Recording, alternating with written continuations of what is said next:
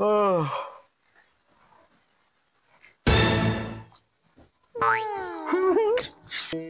Hmm?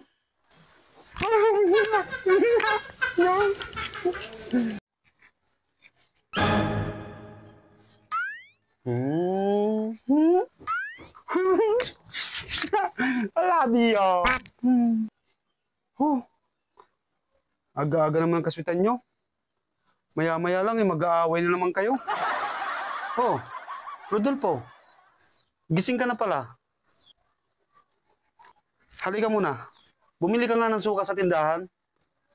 Ano ba yan? Hmm?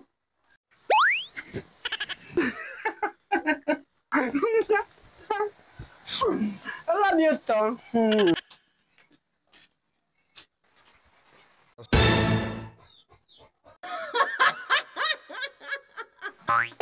Sige, pag hindi mo ako binitawan, hindi rin kita bibitawan.